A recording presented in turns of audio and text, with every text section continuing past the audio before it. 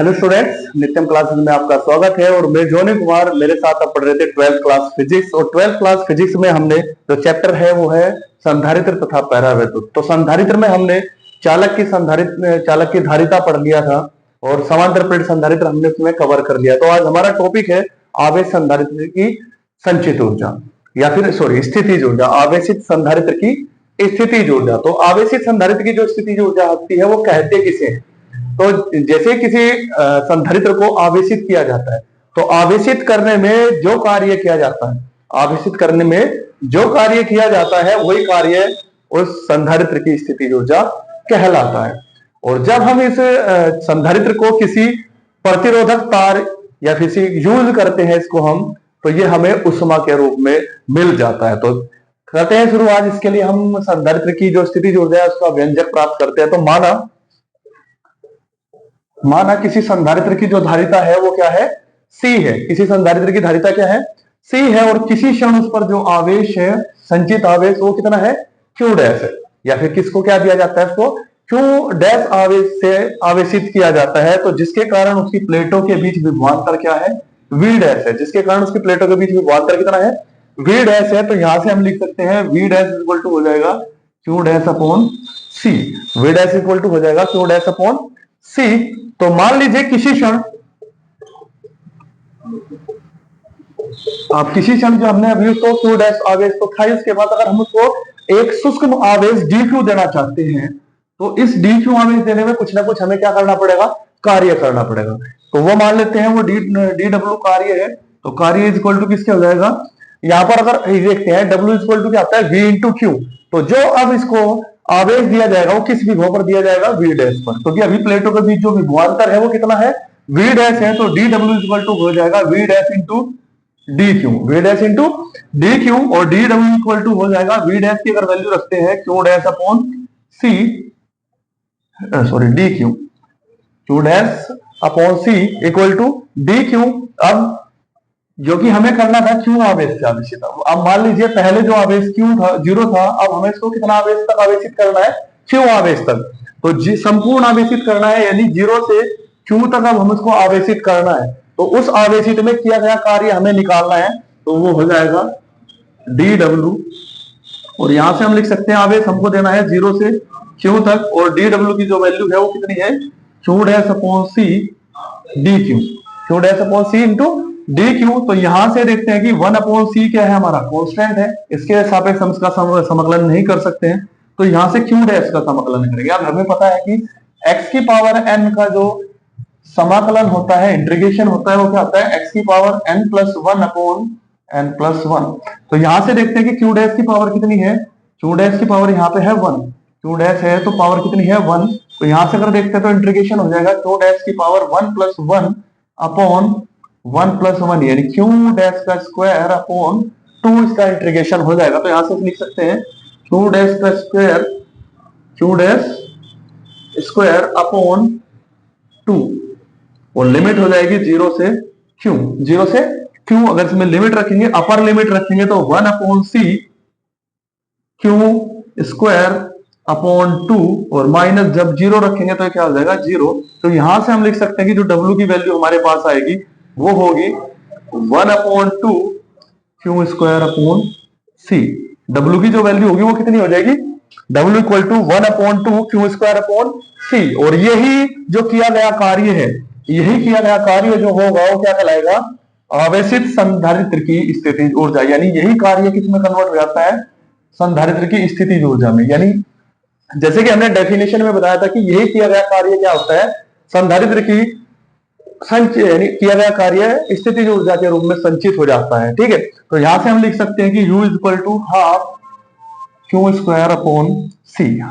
अब देखिए यहां से हमें अगर देखेगी V इज इक्वल टू क्या आता है? Q अपॉन C, और Q की वैल्यू अगर निकाल लें यहां से तो Q इज इक्वल टू हो जाएगा V इंटू C।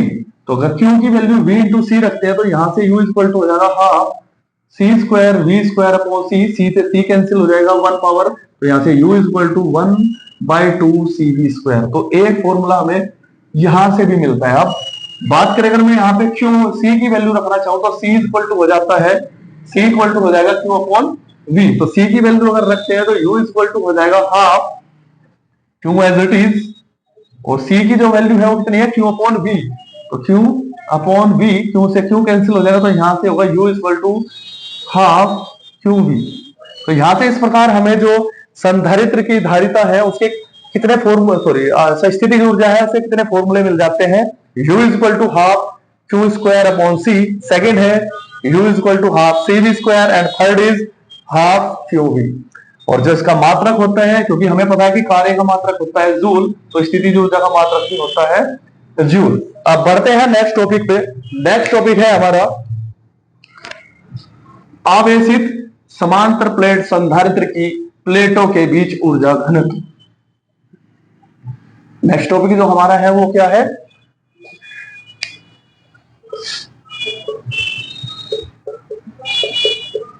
आवेशित समांतर प्लेट संधारित्र की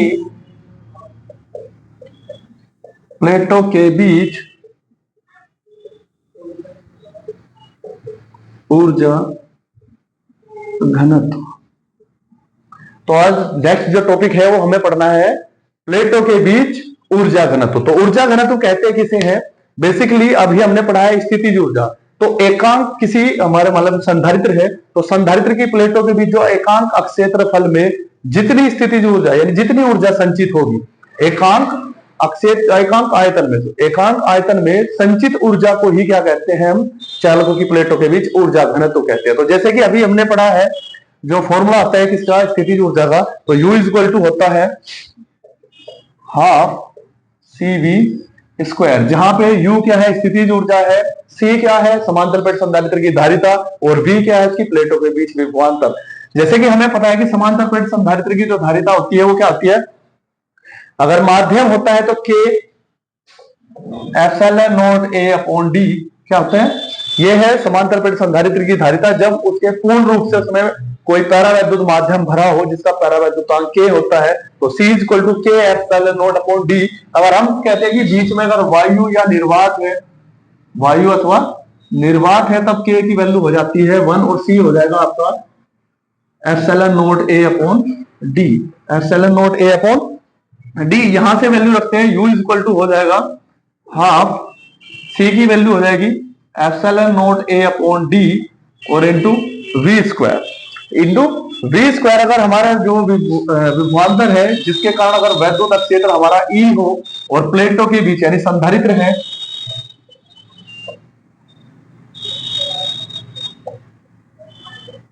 और इसकी प्लेटों के बीच जो प्लेटों के बीच की दूरी है वो कितनी है, D है, तो यहां से E इक्वल टू हो जाएगा आपका, यानी अगर हमें पढ़ना है यहां से विभव निकालना है, मेनली हमें क्या चाहिए, यहाँ पे विभव की वैल्यू चाहिए। तो हमें पता है कि इसके कारण जैसे ही दोनों तरफ क्या होगा, इनकी दोनों के प्लेट बीच विभवांतर होगा, जिसके कारण इसमें क्या होगा, एक वैद्युत क्षेत्र उत्पन्न हो जाएगा। हम मानते हैं कि इसकी प्लेटों के बीच जो वैद्युत क्षेत्र है वो सभी जगह एक समान है, तो यहां से हम लिख सकते हैं जो E इक्वल टू हो जाएगा वो होगा V upon D, V upon D. तो लिख सकते हैं V इक्वल टू कितना हो जाएगा, ED, V इक्वल टू कितना हो जाएगा, E इंटू डी। यहां से अगर मैं वैल्यू रखता हूं U इक्वल टू हो जाएगा half epsilon not A upon D, और V की जो वैल्यू होगी वो हो जाएगी यहां से E स्क्वायर D स्क्वायर, कितनी हो जाएगी, जो V अगर V की वैल्यू मैं ED रखता हूं तो V इक्वल टू हो जाएगा ED, और स्क्वायर है तो E स्क्वायर D स्क्वायर, यहां एक D से एक पावर कैंसिल हो जाएगी, तो U इक्वल टू हो जाएगा half epsilon not A E square D। अब अगर मैं देखता हूं यहां से, अगर इसके प्लेटों का क्षेत्रफल A है और इसकी बीच की दूरी D है, तो इसका बीच का जो प्लेटों के बीच का आयतन होगा वो कितना हो जाएगा, AD, कितना हो जाएगा, AD। तो यहां से अगर मैं देखता हूं, हमने भी डेफिनेशन पढ़ी है कि ऊर्जा घनत्व क्या होता है, तो ऊर्जा घनत्व वो होता है कि एकांक आयतन में जितनी ऊर्जा संचित होगी, एकांक आयतन में संचित ऊर्जा की मात्रा को क्या कहते हैं, ऊर्जा घनत्व कहते हैं। तो U इक्वल टू हो जाएगा, यहां से U की वैल्यू कितनी है, half epsilon not A E square D upon AD। A से A कैंसिल हो जाएगा, D से डी कैंसिल हो जाएगा, तो यहां से जो मुझे वैल्यू मिलती है वो जाएगी half epsilon not E square. हाँ, एप्सिलॉन नॉट ई स्क्वायर। अगर मैं कहता हूं कि अगर ये इसके बीच वायु ना हो के कोई परावैद्युत माध्यम के हो, तो यहां से यू की वैल्यू हो जाएगी, जैसे कि हमने यहाँ पे के की वैल्यू 1 रखी थी, तो सिमिलरली हम यहाँ पे के यूज कर सकते हैं अगर हमारे पास बीच में प्लेटों के बीच कोई परावैद्युत माध्यम हो।